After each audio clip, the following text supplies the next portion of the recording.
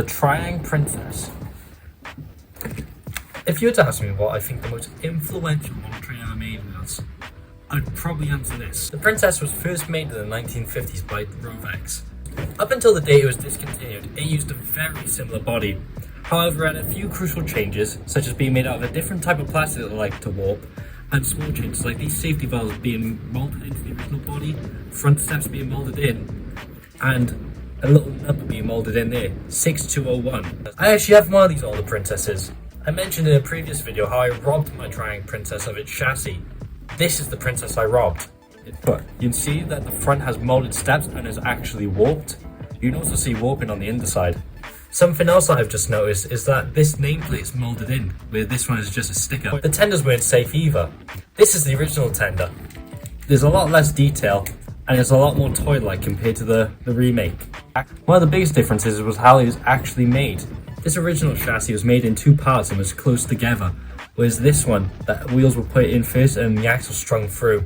The new one has a much nicer coupling as well than the original. I can also see a little bit of warping again.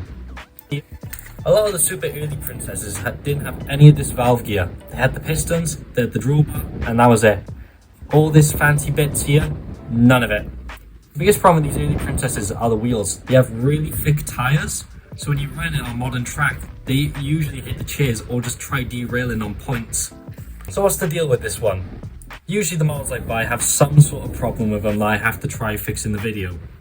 Well, for this one, it's just a little bit of bad paint and then I want to run it for a bit. That's it. At some point I'll find suitable wheels to change this out for, but until then I'm going to stick with the originals. I'd also like to change all the transfers, because you can see on here they've become pretty bad and cracked over time and slowly chipped away. But the main thing is I just want to pick out these handrails again in silver and just do little touch-ups with the black where I have to. This is the chassis for the Princess. It's a really rudimentary design. This side here, the wheels are connected directly to the chassis and then connect to the motor just through metal on metal contact, and that will drive this brush here. Whereas this side here has little plastic insulators. I don't really know if you can actually tell if they're there, but they're there. There's little plastic insulators separating the wheel from the axle, and then pickups on the bottom touch these wheels, coming through this wire here, that little resistor is just to stop arcing, and then come to this brush here, completing the circuit and allowing the motor to move. When I first got this, the motor was just dead. There was no life in it whatsoever, and it actually burnt out on me trying to get it to run again. So I've replaced the motor for a fresh one and I've altered everything already. Because I wasn't really planning to make a video with this. I thought it'd be cool. Hey, maybe I'll show this thing, maybe I won't. I was pretty on the fence about it. But with this chassis, I think I'll paint up these wheels as well, just to make them look a little bit extra.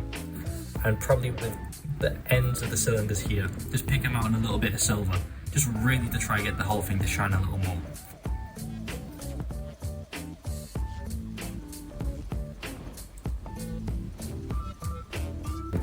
I'm also going to paint all this down here. This is all just for the reversing assembly.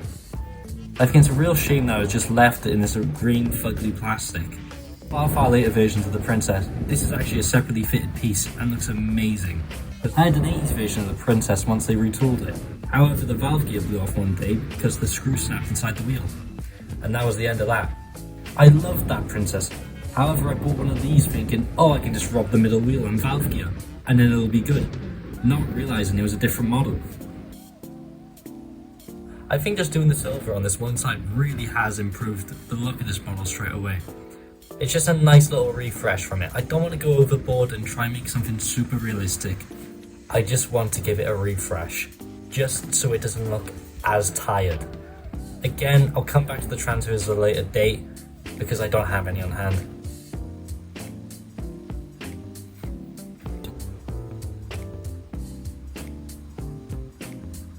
I need to do a couple of touch-ups on the smoke box door where I've just slipped with the paintbrush while doing the smoke box hinges. However, I think, personally, that looks miles better than just pure black at the front. It just adds some extra character to the model. I got this handrail left in the paint, and then I'll go to blackening the wheels on the chassis.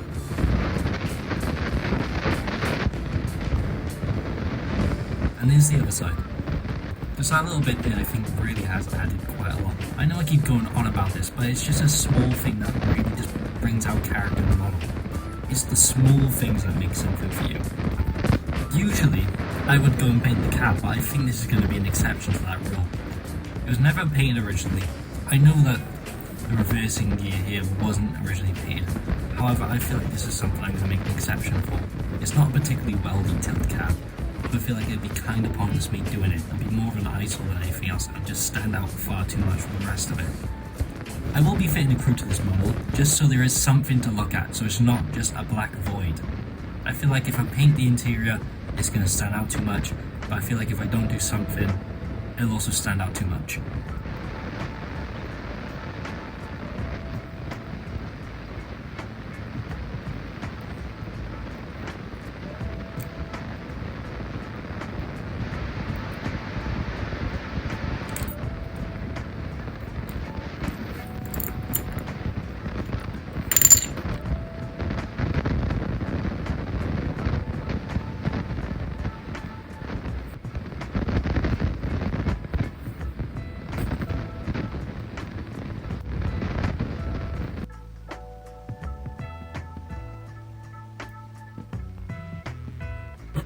The only things I want to do to this tender is blacken the ends of these axles and then put a coal load in there. This is not from this tender.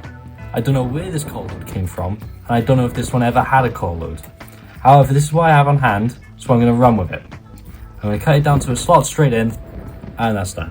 It's not perfect, however, it's better than just having a screw hole at the bottom.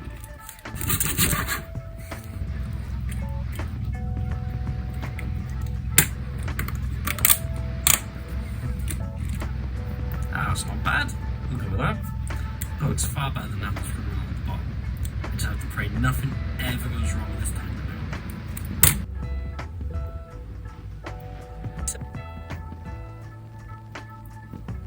now. Really similar valve gears used on other models like the 3 I had in the last video and the triang Dinadan. They all use this really simple design here. It's not super accurate to build anything, however, it's cost effective. In season 4 of Thomas and Friends, they had the narrow gauge engines actually use parts from the Triang Princess. It's why all the valve gear looks so similar to this. It's because it is just this valve gear.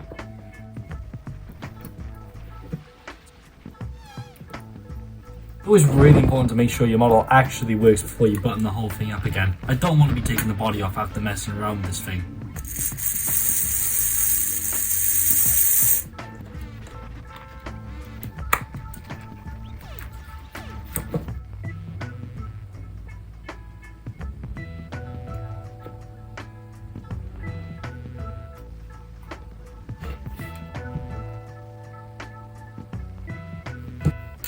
Here's our crew. You know what that means? Time for hot glue! That wasn't hot enough. That's all I really wanted to do to this princess, so I'll go give it a run and see what it's like. Here we are on the floor with the princess. Behind it are 2 Great Western coaches because they're the first ones I found. They're actually BR Mark 1s in a Great Western livery. The original coaches that would have came with one of these princesses were horrible. They were super short. They were like, I don't know, maybe that big. And they always warped. The roofs were like bananas. They were terrible. They were terrible, terrible coaches. And they made them for far longer than they should have. Watch this thing not work now.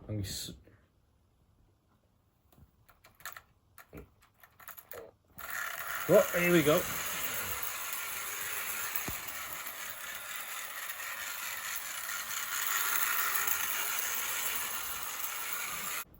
What about reverse?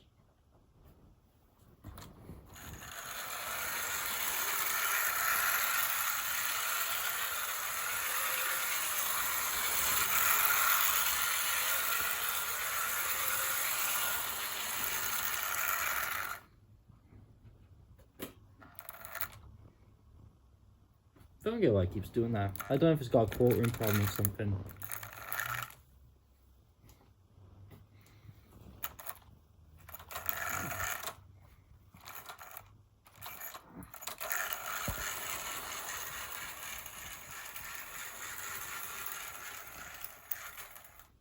Ooh, I'm gonna stop riding that before it does damage to itself.